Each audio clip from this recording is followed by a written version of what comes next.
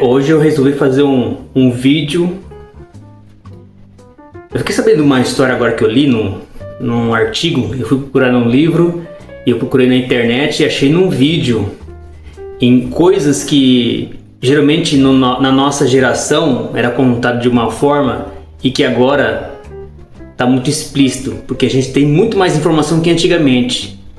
Antigamente a gente ficava meio que à mercê dos médicos. A gente tem tanta informação que agora a gente começa a discutir se isso é verdade, se isso é real, porque existe uma história de que o colesterol, quando era genético, você carregava com ele para sempre, né? Porque a sua família tinha colesterol alto e assim sucessivamente todo mundo teria esse problema com o colesterol. E eu vi uma entrevista com o Dr. Lai Ribeiro, que é um cara fora da curva. Eu descobri um negócio assim, sabe, que eu fiquei meio que... Falei, cara, até então eu tava meio que psicologicamente pensando uma coisa e agora é outra. Então, ele na entrevista com uma pessoa que que tem um problema, né, dessa parte de genética, e contou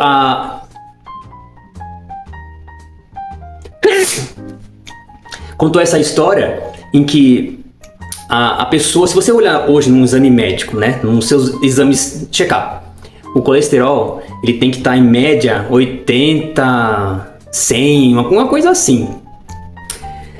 Geneticamente, quem tem, né, de família o colesterol alterado pode chegar a 1000, né, que é uma medição muito alta, é claro. Isso porque a pessoa não se cuida, não tem atividade física e tal. Mas aí o Dr. Ribeiro ele falou assim, perguntou para entrevistadora, né? Mas qual que é o seu colesterol? Hoje eu tomo estatina. Eu falei assim, ok. Então antes de você tomar estatina, tava em 300 e pouco, alguma coisa assim. E ele falou, isso é normal. É normal, porque a medicina, no decorrer do tempo, eles foram mudando esses parâmetros para a pessoa ser considerada doente e a partir daquela medição começar a tomar remédio que é interessante para eles, e você ficar o quê? Refém de remédio, sendo que você tem uma doença, começa a injetar remédio no seu corpo, consequentemente surgem outros tipos de problema. Só que a indústria farmacêutica ganha em cima de você, porque a indústria farmacêutica é a indústria da doença, não é da cura, não é do remédio. Muitas das vezes é assim. Existe, claro, coisas que você tem que usar, você tem que ter um acompanhamento médico, mas no geral, o que é o certo? Você se prevenir. Atividade física, alimentação adequada, meditação, apertar a tecla F muitas das vezes, porque tem coisas que a gente não consegue resolver e a gente tem um poder tão grande na nossa mente, a gente pode simplesmente instalar uma doença ou a gente pode se curar de uma doença através da mente. Teve até vídeos que eu vi do Dr.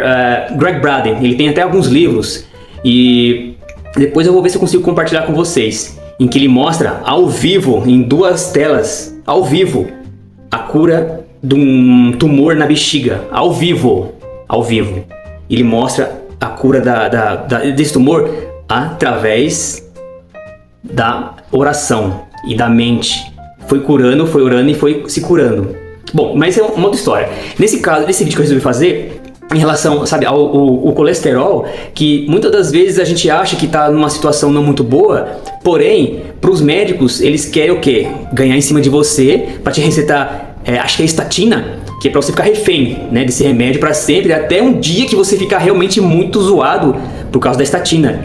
Que o Dr. Lai Ribeiro ele disse que a estatina tem que ser extinguida, tem que ser eximida, né, do nosso mundo, porque ela é altamente prejudicial. Ao longo dos anos, a gente soube que isso aí é um remédio, mas na verdade isso é um veneno. E ele falou assim, eu espero que até enquanto eu estiver vivo, seja, né, definitivamente excluída esse tipo de medicamento.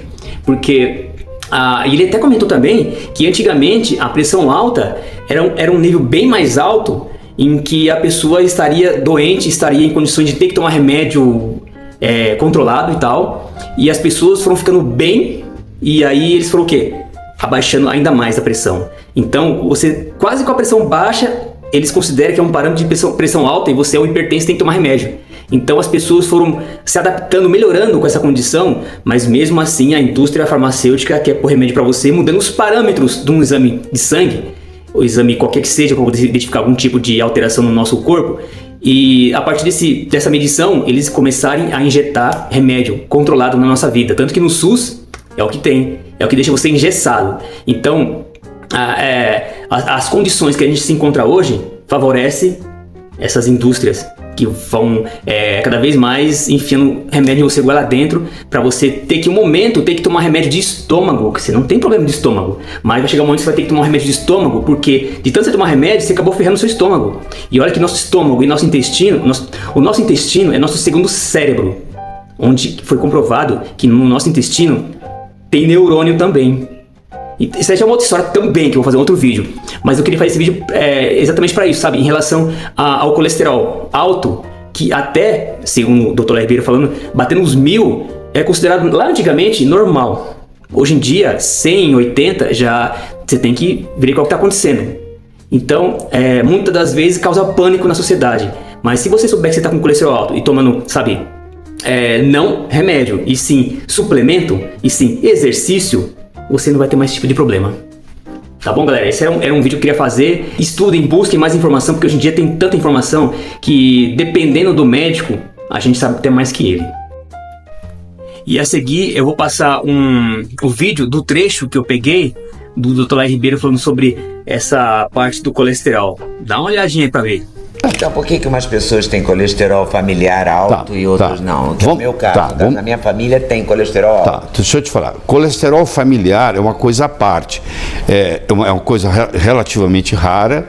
Os níveis de colesterol chegam até 1000. Eu não sei qual é o seu. Não, o meu eu tomo estatina. Não, eu sei, mas quando não tomava? Chegava a 280. Não, isso não é nada, isso não é nada. Quando eu comecei a praticar medicina lá em Juiz de Fora, lá em Barbacena, como diz o outro, o colesterol normal era 320. Você acredita isso? Quando eu me formei em medicina, 72, o colesterol normal era 320. Eles foram baixando.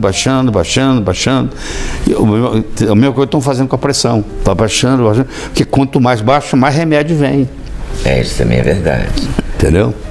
A pressão que era 12 por 8 agora mudou para 11 por 9? 11 por 7. 12 por 8 já está começando a ser pré-hipertensão, né? Mas isso aí é bom. Então isso aí... você acha que a estatina deve ser abolida? Abolida. Eu acho que não tem valor. Para tomar estatina, a pessoa tem que ter o colesterol a mais de 400, mais de 500? Bom, você está me provocando, eu vou entrar na história. Entra.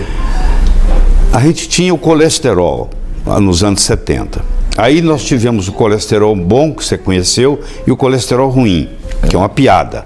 Porque os dois são o mesmo colesterol. Um leva, o outro traz. O LDL pega o colesterol no fígado e leva para os órgãos. O HDL faz o reverso, traz dos órgãos para o fígado. Mas o colesterol é o mesmo. No LDL e no HDL, ele é o mesmo, ele não tem diferença. Mas aí houve uma correlação, não é causação, correlação de que quem tinha o LDL elevado era o chamado LDL do mal, e o HDL era o HDL do bem. Hoje nós sabemos, e esse maquinário ainda não chegou ao Brasil, apesar de desde 2010 existir nos Estados Unidos, hoje tem uma máquina que custa quase 2 milhões de dólares, que pega e faz 11 LDLs. Você não tem um só, você tem 11. E desses 11, 9 são neutros ou benéficos. Só 2 dão problema.